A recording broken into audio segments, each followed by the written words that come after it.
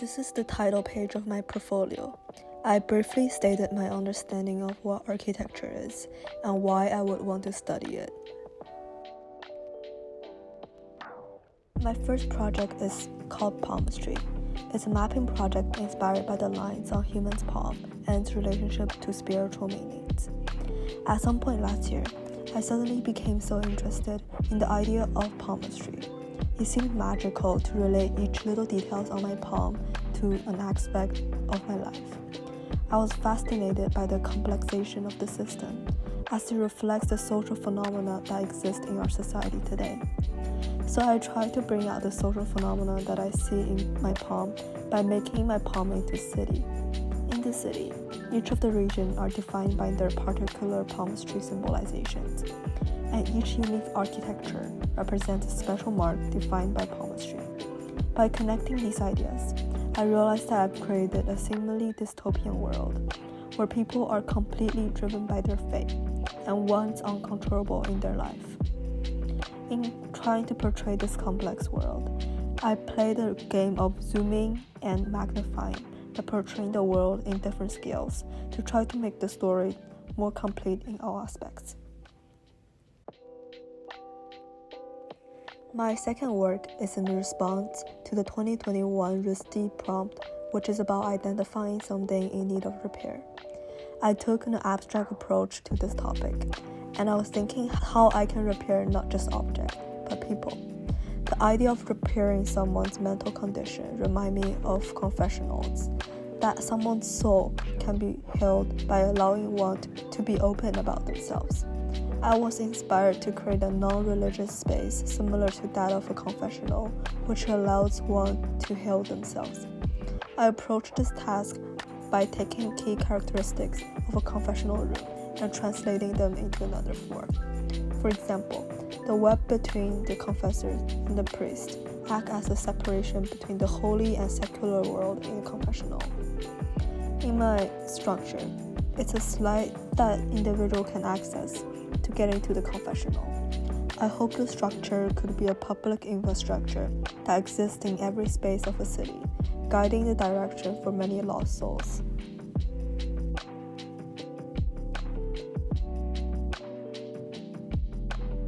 Work is a relatively short project answering the prompt from Cooper Union's 2021 home test about creating a tool for measurement. I created Saurian, a hypothetical measurement tool that detects the atmosphere between each person. I created a few diagrams explaining how Saurian will reproduce like cells and eventually take up all the space it can in order to measure the atmosphere. In this project, I decided to explore the role of shadows and its function to create atmosphere. Through the process of analyzing what makes a community center unfavorable for its users, I learned that the spaces are almost identical, and distribution of space does not separate users with different needs. I started to closely examine the beauty of shadows and eventually came to the conclusion that different types of shadows could give a space a different atmosphere. For example, the shadow of water helped me to picture a vibrant, active atmosphere. I used this concept about how shadow is, and I sought a solution to renovate the community center. By assigning each room with a purpose, and finding an appropriate shadow to express that purpose. I eventually came up with a new structure that will be more suitable to appropriate users for the community. I started this project by learning about what bioplastic is. Using kitchen materials, I made multiple attempts to form different kinds of bioplastic that I discovered. At first, I followed the procedure, but soon I became creative about what to add into it. After I made some progress, I took the sample of my work and recorded their characteristics.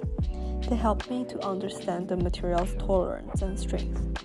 I wondered, what if I make bioplastic into a building material? While most architecture will stand on the ground for what it seems like forever, bioplastic can offer structure a unique characteristic of decaying, a visible decay. It will be quite ironic, I thought, if a structure could melt itself down under bad weather. I hope my design could challenge the perception that an architecture needs to be eternal and raise awareness about the damage of our changing climate. In this project, I was exploring the translation from a pattern to a structure.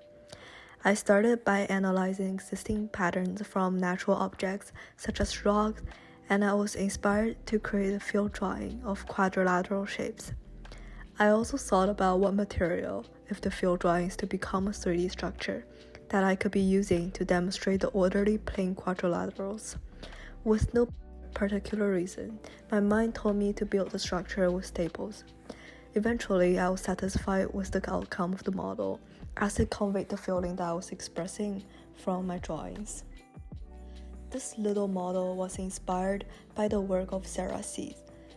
I was interested in the energy that can be created by assigning new purpose to some seemingly unimportant ready-made products. I decided to explore what I can make by using materials I found around my house. Through searching for objects around my house, I was particularly drawn into one type of material, metal parts. Metal screws, beer opener, USBs. Specifically, the relationship of these materials is particularly interesting. The metal screws can fit exactly into the old flashlight, and the magnets can be easily attached to the metal connectors. I was amazed by the idea of how they can easily construct a system all on their own. The structure created was to demonstrate the interesting relationship that I see in metal parts, the effortless connection and bonding between completely irrelevant objects. I'm always drawn into the idea of a splash. Water is a translucent, free-flowing material. The idea of keeping it in a still form will seem odd. Rather than finding materials that will better suit the characteristic of water, I decided to bring the tension between the stiffness of a still object and transferability of water to the greatest. Therefore, I used clay to give the sculpture a thick and heavy feeling. With this project, I was also trying to explore the variety of shapes of splash. I made some of the splash more abstract, taking the characteristic of a wave-like form, while others consist of dripping water. These different forms all provided me with an interesting perspective of looking at splash itself.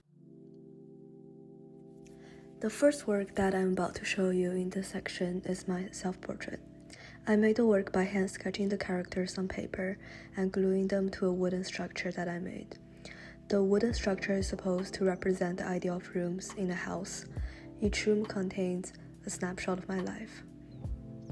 I explored the idea of trying to blur the line between 2D and 3D art by creating an interesting dynamic by putting flat images into 3D space. Such also blurred the line of what is real and imaginary. I always thought the idea of making a self-portrait is essentially inviting someone to look into my world by stepping into my shoes. It's not simply letting them know that I was sitting on a chair, but stuck in a breathless, uncomfortable room with a grand, uncomfortable chair full of imaginary spikes. It's for this reason that I created several snapshots of my life.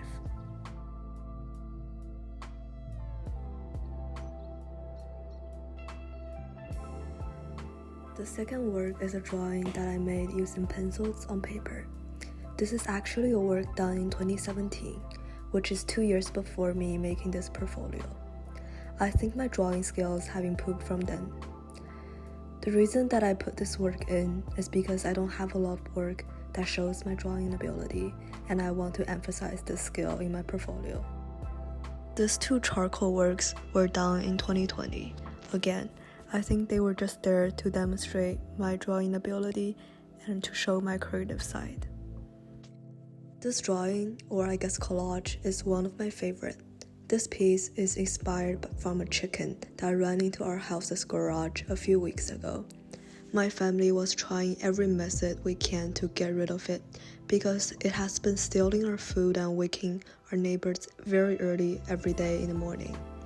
I created a collage similar to that of a detective diagram in order to show our process and method of catching the chicken.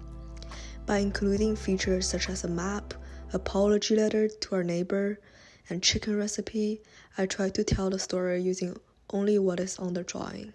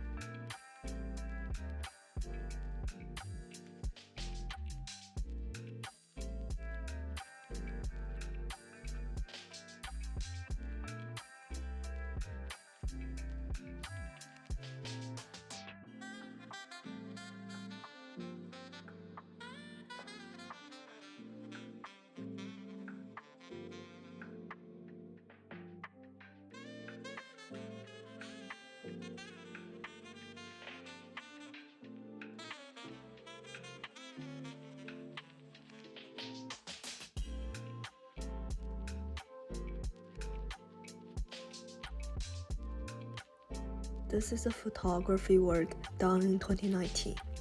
I found this pair of legs tucked away on the shelf of an old art studio in my school, and I fell in love with it. So I carried it on my shoulder and walked around my school. I stopped by places that I always visit, such as the stairways, the change room, the washroom, and I put the legs in place where I was supposed to be. For me, it seemed purposeless to assign any meaning to this piece other than stating that the fact that the stiffness of the leg matches perfectly with the environment around it. These are two works done in 2017 under the topic of surrealism. I put them in my portfolio because I thought they are a good demonstration of my Photoshop skills and how I am able to use digital tools to express my creative side. This photography work, The Spike, was inspired from my favorite childhood book, Mr. Wing, by Jimmy Lau. This story illustrates a man who had to abandon his seemingly successful life because of a pair of wings that started to grow on his back. While the wings pulled him away from his normal life, it also has given him the things he never had, freedom. In my artwork, I try to portray a girl who is rejected by the rest of the society because of the spike that grow on her back. Those spikes break through the clothes, leaving traces of blood on the white dress. In portraying her, I portrayed a soul that fit oddly with the rest of the people.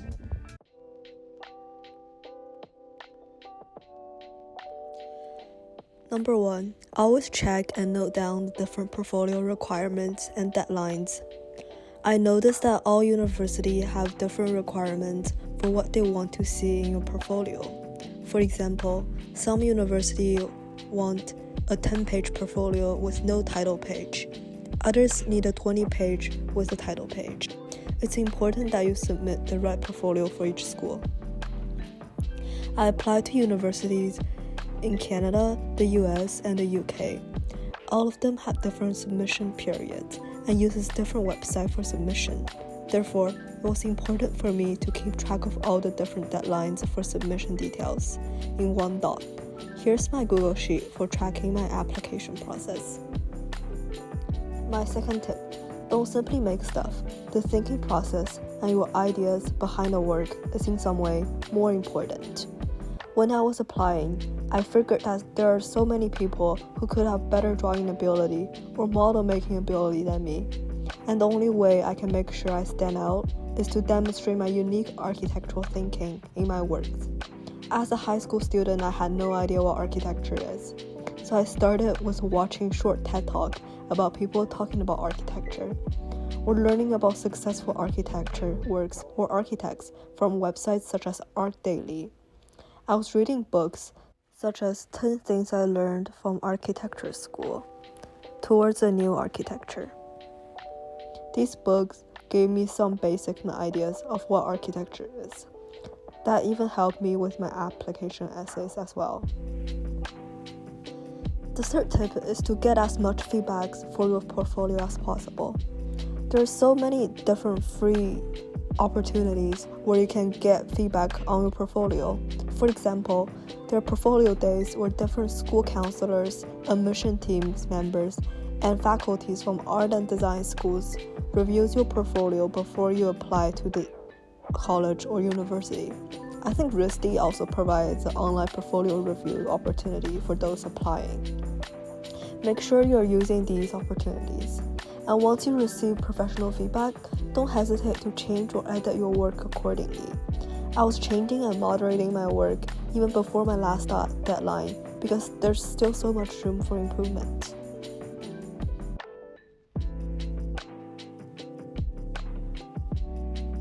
After all, submitting your portfolio and getting your acceptance letter isn't the end of everything. By the end of this year, you'll have to be choosing where you'll be spending your next 4 to 5 years. Although going to RISD was always my dream, I eventually committed myself to University of California, Berkeley because I want to keep my choice open. It was a hard decision to make, and I still don't know if I made the right decision. After spending a few months, I realized that there could never be a decision that is the right one, or the perfect one. You'll always have to experience success, disappointment wherever you go, but to be the best version of what you can in wherever you are is always the goal. Thank you so much for watching this long video. I hope I was able to help you a little through this difficult journey. Good luck to you, and I wish you all the best for your future.